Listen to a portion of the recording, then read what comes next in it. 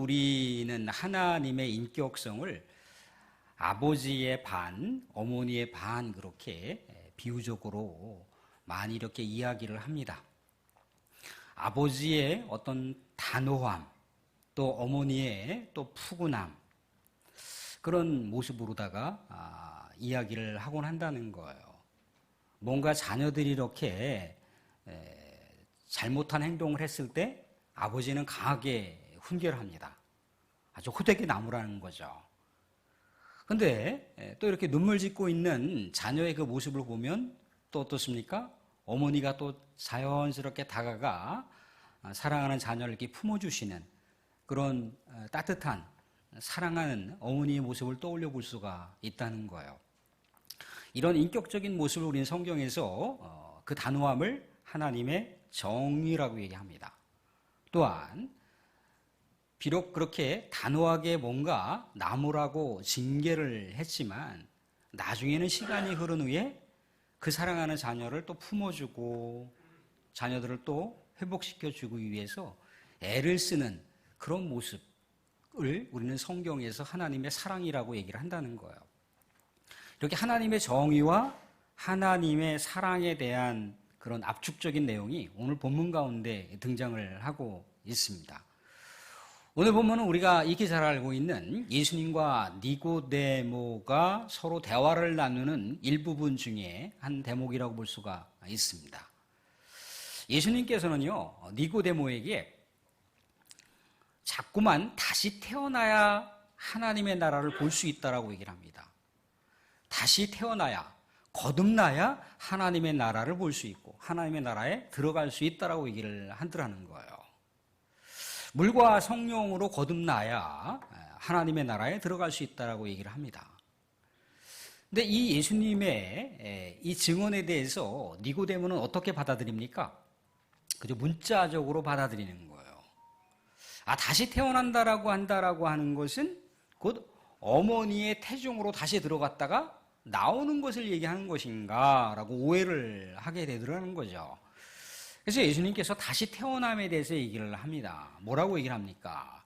사람은 두 번 태어난다는 거예요. 한 번은 육신적으로 부모님을 통해서 태어나지만 또 두 번째 탄생은 영적으로 성령을 통해서 다시 태어난다라고 얘기를 해줍니다. 그래서 사람은 그렇게 거듭나야 두 번 태어나게 됐을 때 비로소 하나님의 나라에 들어갈 수 있다라고 얘기를 해주는 거죠. 그런데 니고데모는 여전히 예수님께서 무슨 말씀을 하시고 있는지를 이해하지 못한다는 거예요. 그래서 예수님께서 뭐라고 말씀하십니까? 야, 땅에 있는 이야기, 땅의 일에 대해서 얘기를 해도 이렇게 못 알아듣는데 하늘의 일을 얘기한들 내가 알아듣겠느냐, 믿지 못할 거 아니겠느냐라고 그렇게 오늘 말씀 가운데 12절에서 얘기를 하고 있어요. 땅의 일이라고 하는 건 뭐고 또 하나님의 일이라고 하는 건 뭡니까? 땅의 일이라고 하는 것은 하나님의 구속사예요. 하나님의 구속의 이야기입니다. 그것을 니고데모에게 이야기를 하더라도 니고데모가 받아들이지 않는다는 거예요. 하늘의 일이라고 하는 건 뭔가요? 하늘의 일이라고 하는 건 우리가 요한계시록을 보게 되면은 새하늘과 새 땅, 그 하나님의 나라의 그 백성들이 어떤 모습으로 살고 있는지에 대한 이야기가 언급되어 있어요. 하나님의 일은 그렇다는 겁니다. 근데 니고데모가 왜 예수님의 이야기를 이해하지 못했을까요? 물과 성령으로 거듭나야 하나님의 나라에 들어갈 수가 있다. 다시 태어나야 하나님의 나라에 들어갈 수 있다라고 하는 이 이야기를 왜 니고데모가 이해하지 못하고 자꾸 오해를 하는 이유가 무엇이겠습니까? 니고데모는 어떤 사람인가요? 니고데모는 율법의 대가입니다. 바리새인이에요. 율법과 더불어서 살아가는 사람입니다. 유대 랍비라고 볼 수가 있어요. 최고급 랍비라고 볼 수가 있습니다. 그런데 율법에서 이야기하고자 하는 바, 율법이 지향하고자 하는 바는 뭔가요? 사람이 유대인의 혈통으로 태어났다면 자연스럽게 하나님의 백성이 되는 것이고 하나님의 나라에 들어간다라는 그런 생각을 하고 있었던 거예요. 그러니까 예수님께서 하나님 나라에 들어가려면 거듭나야 다시 태어난다라고 하는 이야기가 들리지가 않는 거예요. 아니, 나는 이미 유대인으로 태어났기 때문에 하나님 나라에 들어간 인생인데, 더욱이 뭔가 부족함이 있으면 율법을 행하면서 완전한 구원을 이룰 수 있는 것이 하나님의 백성, 유대인인데, 갑자기 예수님께서 뜬금없는 이야기를 하고 있으니까 받아들일 수가 없는 거예요. 믿을 수가 없는 거예요. 자, 예수님은 물과 성령으로 거듭나야 된다라고 얘기하고 있습니다. 사실 물, 즉 성령 같은 말입니다. 동격이에요, 동격. 그 안에 물과라고 하는 과가 동격으로 기록되어 있다는 겁니다. 그러니까 사람이 성령으로 다시 태어나야만 하나님 나라에 들어갈 수가 있다라고 하는 얘기를 해주고 있어요. 육신적으로 태어난 것에 제한되어 머무르면 구원받을 수 없다라고 하는 얘기를 해주고 있습니다.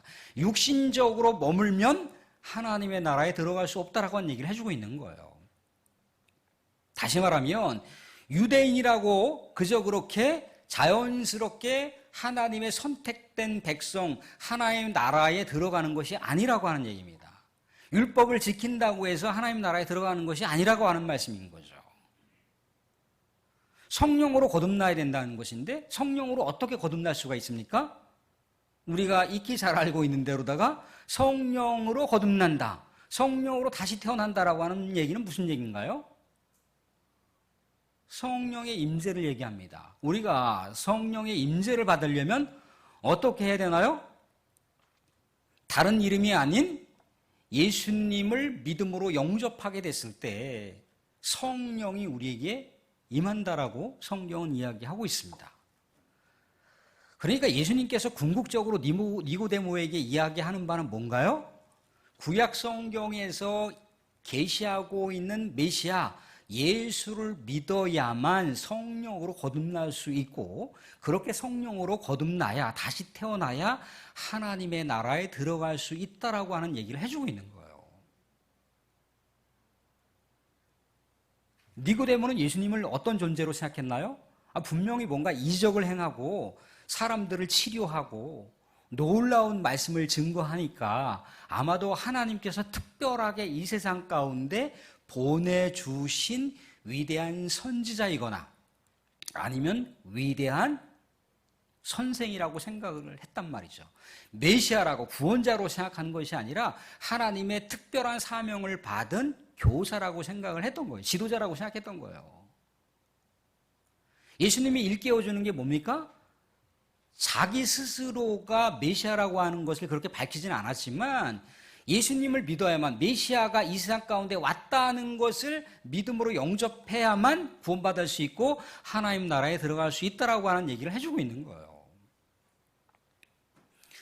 자, 사랑하는 성도들, 그런데 구원이라고 하는 것은 어떻게 이루어지는가요? 하나님 나라에 들어가려면 어떻게 해야 되나요? 다시 태어난다라고 했을 때 다시 태어날 수 있는 길은 어떤 길이고, 다시 태어난다라고 하는 것이 인간의 의지로 가능한 겁니까? 사랑하는 성도들, 이 세상에 태어나실 때 태어나기 전에 부모님하고 아버지 어머니하고 상의하셔서 아내가 한 10월 달쯤에 좀 태어날 수 있도록 어머니 아버지 잘 협조 좀 하셔서 10개월 후에 태어날 수 있도록 그렇게 좀 해주십시오. 부모님하고 상의해서 여러분들이 이 세상 가운데 탄생을 하셨던가요? 여러분들의 의지와 여러분들의 결정에 전혀 상관없이 부모님의 계획과 부모님의 결정을 통해서 이 세상 가운데 우리가 태어났다는 거예요. 내 생년월일도 언제인지 정확하게 몰라요. 누가 알려줬기 때문에 아는 겁니까? 부모님이나 가족이 알려줬기 때문에 내 생년월일을 안다는 거예요. 사실 이 태어남의 원리는요, 영적으로 다시 태어난다라고 하는 것과 같은 맥락의 원리를 갖고 있습니다. 그러면 우리가, 목사님, 저는요 1960몇 년도 6월 18일 날 제가 광기교회를 왔거든요. 저는 그래서 하나님의 백성이 됐고 구원받았습니다. 이렇게 의지적으로 결단해서 하나님의 백성이 되고 하나님의 나라에 들어가고 하나님이 구원받은 자로 되는 건가요? 그럴 수가 없는 거예요. 하나님의 섭리와 하나님의 계획하심이 있었기 때문에 성령께서 우리 마음을 정동시키셔서 내가 교회를 찾은 거고 내가 예수 그리스도를 믿게 된 거예요.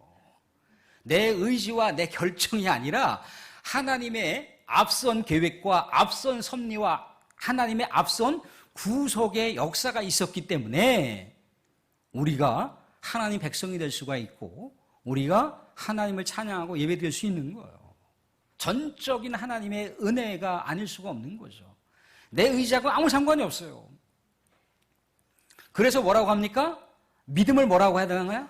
믿음을 뭐라고 합니까? 내 결단이라고 얘기합니까? 내 의지적인 계획이라고 얘기하나요? 믿음을 뭐라고 하나요? 사도 바울의 말을 빌려서 얘기를 하자면 믿음은 하나님의 선물이라고 얘기한다는 거예요. 선물. 몇 날 며칠 내가 교회를 가서 구원받았다? 그건 있을 수가 없는 거예요. 하나님의 선물입니다. 선물. 사랑하는 성도들, 하나님의 선물인 이 믿음을 우리가 너무 경홀히 여기시면 안 돼요. 이 믿음은 굉장히 중요한 의미를 담고 있습니다. 이 믿음은요, 하나님께서 주신 선물은 우리에게 주신 기회인데 이 기회를 우리가 너무나 쉽게 생각을 하시면 안 됩니다. 진중하게 받아들이셔야 돼요. 진중하게 받아들이게 됐을 때 하나님을 더 우리가 사모할 수가 있어요. 사랑하는 성도들, 하나님의 선물이신 이 놀라운 은혜의 믿음을 늘 언제나 사모하시고 잘 가꾸시고 잘 보존하실 수 있기를 주님의 이름으로 축원드립니다. 예, 사랑하는 성도들, 예수님께서 니고데모에게 하나님 나라의 그 역사에 대해서, 구원의 역사에 대해서 얘기할 때 구약 성경의 한 예시를 이렇게 들어서 얘기를 합니다. 모세 시대에 불평하는 이스라엘 백성들이 불뱀에 이렇게 막 물려서 죽어가는 광경 속에서 하나님께서 긴급 처방전을 내리시죠. 우리가 익히 잘 알고 있는 대로다가 노수로 만든 뱀을 장대에 높이 매달아서 그 장대를 보는 자들, 하나님의 말씀을 순종하여 그 장대를 보는 자들은 회복이 되어서 죽지 않고 살게 될 것이라는 거예요. 이스라엘 백성들이 어떻게 했던가요? 모세가 지시해서 만들어 놓은 그 노수로 만든 뱀을 보자 살아났습니다. 근데 문제는 뭐냐면 이 모세 시대에 있었던 놋뱀을 수백 년이 흐르고 이 히스기야 왕의 시대까지 사람들이 그 놋뱀 앞에서 제사를 드리고 분향을 하고 제물을 바치고 그러고 있는 거예요. 히스기야 왕이 어떻게 했겠습니까? 이 놋뱀을 다른 우상들을 파괴할 때 부셔버렸습니다.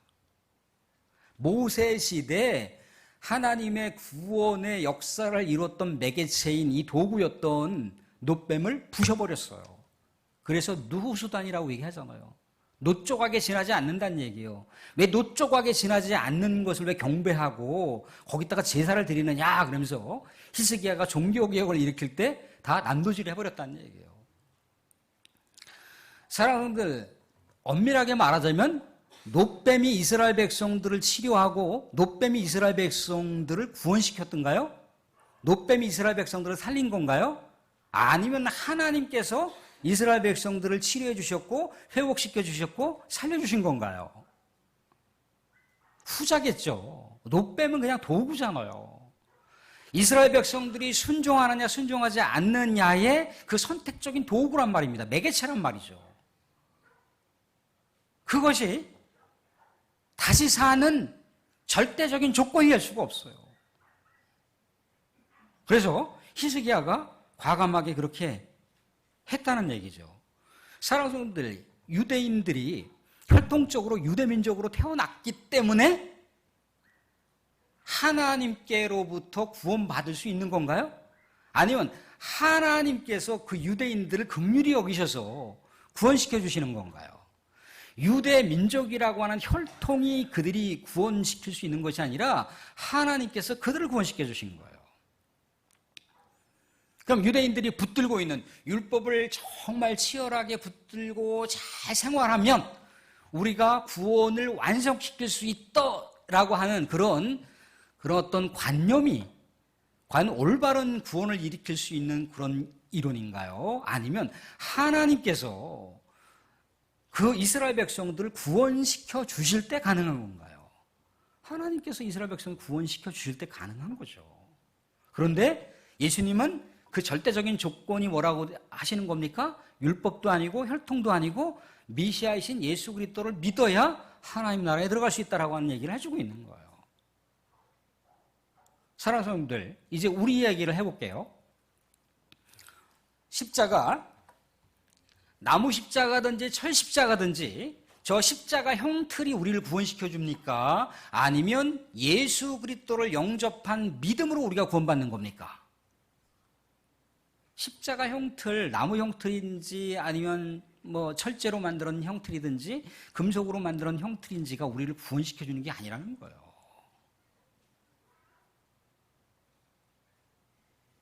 종교적인 교리와 성경의 말씀을 많이 안다고 우리가 구원을 받습니까? 아니면 교회 열심히 많은 세월 동안 교회 다닌다고 구원받습니까? 아니면 예수 그리스도를 믿음으로 영접하여야 우리가 구원받을 수 있습니까? 제가 어려운 질문을 드리는 게 아니죠. 그러니까 잘못하면은 우리가 예수 그리스도의 핵심 골자가 빠져버린 믿음을 추구할 수도 있다는 거예요. 예수 그리스도의 골자가 빠져버린 우리의 의지적인 욕망을 통해서 우리가 기도할 수 있다는 거예요. 예수 그리스도의 이름이 빠져버려 있는 그 모습으로 우리가 형식적으로 종교 생활을 할 수도 있다는 거예요. 그것을 구원이라고 우리가 착각을 하면 안 된다는 거예요. 예수님께서 니고데모에게 해주시는 그 말씀의 원리도 좀 전에 우리의 삶에 연결지어서 얘기한 것과 같은 맥락인 거예요. 혈통이나 율법이 하나님의 백성됨을 만들어주는 게 아니라는 거예요. 구원을 받을 수 있도록 그렇게 만들어주는 게 아니라는 거예요. 교회를 다닌다라고 하는 거, 종교교리를 많이 안다라고 하는 거, 저 십자가 형틀을 늘 언제나 붙들고 산다라고 하는 거, 그게 우리에게 구원을 주는 게 아니라는 거예요. 예수 그리스도를 전인격적으로 우리가 믿고 영접하여 예수 그리스도를 따라가는 삶이 있어야 우리가 구원받을 수 있다는 겁니다. 사랑하는 여러분들, 그런데 예수님께서 어떻게 우리에게 구원의 절대적인 조건이 될 수 있었던 그 이유는 뭔가요? 오늘 말씀에도 등장을 하고 있는데, 하나님께서 죄 많은 세상 가운데 그 죄 많은 세상을 그냥 싹쓸이 해버리셔도 되잖아요. 그죠? 싹쓸이 해버리셔도 되는데 싹쓸이 해버리시지 않고 어떻게 했던가요? 이 죄 많은 세상의 사람들을 다시 구원시켜 주시고자 이 땅 가운데 하나님의 존재와 같은 동격체인 독생자 예수, 하나밖에 없는 독자 예수를 이 땅 가운데 보내주셨다는 거예요. 그리고 어떻게 했던가요? 우리가 알고 있는 대로다가 하늘 보호자에 계신 그 독생자 예수를 이 땅 가운데 보내셔서 우리 이 죄 많은 세상의 모든 사람들의 죄를 다 짊어지시고 십자가에 죽게 그렇게 하셨다는 겁니다. 희생제물로 만드셨다는 거예요. 화목제물로 만드셨다는 거예요. 그래서 예수님께서 우리의 죄를 다 짊어지시고 십자가 구속의 역사를 이뤘다는 거죠. 우리 하나님은요, 우리에게 다른 이름을 주신 게 아닙니다. 우리에게 율법을 통해서 구원받도록 주신 게 아니라는 거예요. 어떤 종교적인 교리를 잘 지킨다고 우리가 구원받을 수 있도록 하셨다는 게 아니라는 거예요. 종교 생활을 열심히 한다라고 해서 우리가 구원받을 수 있는 이름의 조건을 주신 것이 아니라는 거예요. 오직 우리의 구원의 역사는 누구의 이름으로? 예수 그리스도의 이름으로 예수님을 우리가 믿음으로 영접할 때만이 구원의 역사가 일어난다라고 분명하게 성경은 우리들에게 알려주고 있다는 겁니다. 사랑하는 성도님들, 근데 우리는 이렇게 생각해 볼 수 있잖아요. 아니, 하나님, 정말 뭐 세상 가운데 하나님의 마음에 안 드는 이 죄 많은 세상 그냥 확 멸망시켜 버리시고, 그냥 뭐 또 예수 그리스도를 보내주시고, 이게 뭡니까? 뭐 병 주고 약 주는 겁니까? 그렇게 우리가 생각을 한다면 그것은 대단히 우리가 착각을 하고 있는 겁니다. 멸망에서 새로운 구원의 역사를 우리가 맞이할 수 있다고 하는 것. 그것은 엄청난 혁명이에요. 우주적인 혁명입니다. 우리를 다 포기하고 버리실 수도 있는데 그렇게 하지 않으시고 어떻게 했던가요? 자기의 하나밖에 없는 독생자를 죽이셨다는 거예요. 더더구나 우리 죄를 다 짊어지게 하셔서 죽이셨다는 거예요. 그것은요, 하나님의 무한한 은혜와 하나님의 무한한 사랑이 아니고서는 불가능하다는 겁니다. 하나님이 병 주고 약 주는 것이 아니라 하나님의 사랑이 아니면 독생자 예수를 보내줄 수가 없는 거예요. 그래서 뭐라고 합니까? 하나님이 세상을 이처럼 사랑하사 독생자를 주셨다라고 얘기를 하지 않습니까? 예수님께서 이 땅 가운데 오신 목적은 뭔가요? 오장로, 너 이런 죄 졌지? 오권사, 너 이런 죄 졌지? 오집사, 너 이런 죄 졌지? 뭔가 죄를 지적하기 위해서 오신 게 아니고 이 땅 가운데 오신 궁극적인 목적이 뭡니까?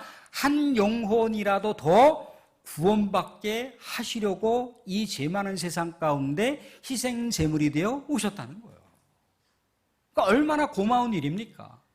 사랑하는 분들, 구원이라고 하는 것, 우리가 영원한 생명을 산다라고 하는 것은 너무 이렇게 우리가 가볍게 여길 수 있는 것이 아닙니다. 우리는 누구나 다요, 이 세상 가운데 태어나면 죽음을 맞이합니다. 육신적인 죽음을 맞이한다는 거예요. 어떤 형태로든지 우리가 병들어서 아파서 육신적인 죽음을 맞이할 수도 있고요, 어떤 갑작스러운 사고를 통해서든지 우리가 죽음을 맞이할 수도 있습니다. 아니면 우리의 체력이 다 고갈되어서 우리가 죽음을 맞이할 수도 있어요. 어떤 형태로든지 우리는 다 죽음을 맞이한다는 거예요. 근데 죽음으로 끝나나요? 그렇지 않다는 거예요. 죽음 이후에는 뭐가 있던가요? 하나님의 심판대 앞에 우리가 놓인다는 거예요. 누구나 할 것 없이 하나님의 심판대 앞에 놓인다는 거예요. 믿음의 사람이든지 믿음의 사람이 아니든지 간에 하나님의 심판대 앞에 딱 놓이는데, 그 영혼에게, 그 영혼의 심령 가운데 예수 그리스도의 이름이 새겨져 있으면 그 영혼은 어떻게 되는 건가요? 하나님의 심판과 하나님의 멸망의 영역에서 하나님의 놀라운 구원의 역사, 하나님 나라에 들어갈 수 있는 놀라운 축복이 믿음의 백성들에게, 영생의 축복이 믿음의 백성들에게 주어진다는 거예요. 우리가 이것을 너무 가볍게 여겨서도 안 된다는 겁니다. 사랑하는 성도들, 하나님은 왜 그런데 이렇게 믿음의 백성들을 이렇게도 하셨다가 저렇게도 하셨다가 그 이유가 뭔가요? 우리가 구약 성경을 보시게 되면은 이스라엘 백성들이 하나님을 계속해서 원망하고 불평하고 이렇게 저렇게 하는 그 대목들을 많이 볼 수가 있어요. 그죠? 근데 하나님께서 심지어는 뭐라고 합니까? 모세에게, 야, 이제 내가 이 백성들 포기해버리고 그냥 새로운 백성들 선택해서 그냥 하나님 나라의 새로운 일꾼들로 삼고자 한다. 근데 모세가 또 엎드려서 하나님 안 됩니다. 안 됩니다. 하나님께서 이미 선택한 백성 버리지 말아 주십시오. 그랬더니 하나님께서 또 어떻게 합니까? 노하기를 더디하시고 인애와 긍휼을 베푸시고 사랑을 무한정 베푸셔서 그 백성들을 다시 품으셨다라고 모세가 얘기를 하고 있더라는 거예요. 하나님의 성정 자체가 정의로운 그런 영역이 있으시지만 또 사랑의 영역이 있으시다는 거예요. 우리 이 두 가지 때문에 우리가 하나님의 징계 회초리를 또한 받기도 하고 또 하나님께서 쌓아메워 주시는 은혜를 경험하기도 합니다. 이스라엘 백성이 너무나 하나님을 거역하고 하나님을 떠나게 됐을 때 하나님께서는 직접 나셔서 이스라엘 백성들을 징계로 때리시는 경우도 있기도 하지만 또 또 다른 나라들, 강대국을 징계의 휘초리로 사용하셔서 이스라엘 백성들을 가차없이 휘초리로 휘두르시는 것을 볼 수가 있습니다. 그런 다음에 어떻게 했던가요? 이스라엘 백성들을 또 싸매어주시고 또 품어주시고 또 회복되게 해주시고 그렇게 하신다는 거예요. 그래서 우리는 뭐라고 볼 수가 있습니까? 그게 하나님의 끝없는 사랑이라고 우리가 얘기할 수가 있는 겁니다. 사랑하는 예수님께서 이 땅 가운데 하나님의 사랑의 파송을 받으셔서 오셨다는 거예요. 그래서 예수님은 우리에게 놀라운 하나님의 그 사랑의 특명을 갖고 우리들에게 계속해서 은혜를 주시는 거예요. 우리들에게 계속해서 긍휼을 베풀어 주시는 겁니다. 언제까지? 세상 끝날 때까지. 왜 예수님께서 더디 안 오실까? 제자들이 신기했잖아요. 그죠? 이 제자들이 왜 그렇게 목숨을 걸고 죽는 순간까지 순교의 상황 속에서도 장렬하게 순교의 그 삶의 영역을 떠나지 않고 순교의 상황을 장렬하게 그들이 맞이할 수 있었던 비결이 뭔가요? 예수님이 오신다는 거예요. 곧 오신다는 거예요. 곧 오신다는 거예요. 그런데 예수님께서 곧 오신다고 하신 분이 곧 안 오세요. 우리는 잘 알고 있잖아요. 예수님께서 왜 곧 오신다고 했는데 왜 곧 오시지 않는 이유가 뭔가요? 한 영혼이라도 더 구원시켜 주시기 위해서. 한 영혼이라도 더 구원시켜 주시기 위해서.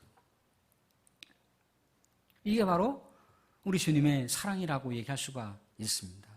주님은요, 우리에게 오늘도 또 내일도 계속해서 빛과 구원으로 우리에게 오신다는 거예요. 빛과 구원으로 오시는 예수님을요, 여전히 외면하는 사람들이 있어요. 믿음의 사람들인데도 불구하고 빛이시고 구원이시고 진리이신 예수님을 아무 상관없이 외면하면서 살아가는 사람들이 있어요. 그런 사람들을 우리는 구원받은 사람이라고 얘기할 수가 없습니다. 구원을 받은 것이 아닌데 구원받은 것으로 착각을 하고 살아가는 사람 들 수가 있는 거예요. 구원을 받은 사람들은 어떻게 삶을 살아야 됩니까? 빛이시고 진리이시고 또 구원자이신 예수님께서 가셨던 그 길을 따라가는 삶이 있게 됐을 때 그가 구원받았다라고 그렇게 이야기할 수가 있는 거예요. 사랑하는 성도들, 예수 그리스도를 믿는다라고 하는 것은요, 어떤 수학 공식이 아니라고 하는 말씀을 거듭 말씀드렸지 않습니까? 예수 그리스도를 믿는다라고 하는 것은 예수 그리스도를 믿음으로 영접하고 나서 계속해서 예수 그리스도의 삶을 추구하는 거예요. 이 유대인들, 히브리인들의 개념에는요, 예수 그리스도, 그래, 우리의 죄를 짊어지고 십자가에서 죽으셨어, 내가 믿어. 그런 어떤 이론적인 골자를 받아들이는 것으로 히브리인들은 믿음을 그렇게 얘기하지 않는다는 거예요. 히브리인들은요, 예수 그리스도가 그런 우리들을 위해서 희생 제물이 되셨기 때문에 우리가 예수 그리스도의 그 사랑과 예수 그리스도의 그 은혜를 품고 이 세상 가운데 그리스도인이라고 하는 정체성을 가지고 살아간다까지 믿음으로 본다는 거예요. 그래서 믿음을 충성이라고 얘기하죠. 충성. 사랑하는 분들, 말씀을 맺겠습니다. 우리의 믿음, 우리의 구원, 우리가 하나님 나라에 들어간다라고 하는 것은 우리의 어떤 의지와 우리의 선택적인 결단을 통해서 이루어지는 것이 아니라고 말씀을 드렸습니다. 그럼 어떻게 해야 되나요? 우리가 예수 그리스도를 믿음으로 고백하고 예수 그리스도를 영접해야 되는 거죠. 그리고 한 걸음 더 나아가 어떻게 합니까? 예수 그리스도께서 우리에게 말씀하신 말씀의 영역, 우리에게 보여주신 예수 그리스도의 삶의 흔적들을 우리가 쫓아서 살아가게 됐을 때 그것이 바로 구원을 이루어가는 성화라고 얘기를 하지 않습니까? 사랑하는 성도님들, 예수 그리스도를 믿고 예수 그리스도를 따라서 살아가는 삶을 통해 구원의 향기로운 놀라운 역사를 이루어갈 수 있기를 주님의 이름으로 축원드립니다. 구원은 나로부터 결정되는 것이 아니라 하나님으로부터 결정되는 것이고 하나님의 구속의 역사 가운데 내 이름이 기록될 때 가능한 것임을 우리가 믿음으로 바라보며 사모함으로 예수 그리스도의 삶을 추구하시고 예수 그리스도의 삶을 따라가실 수 있기를 주님의 이름으로 축원드립니다.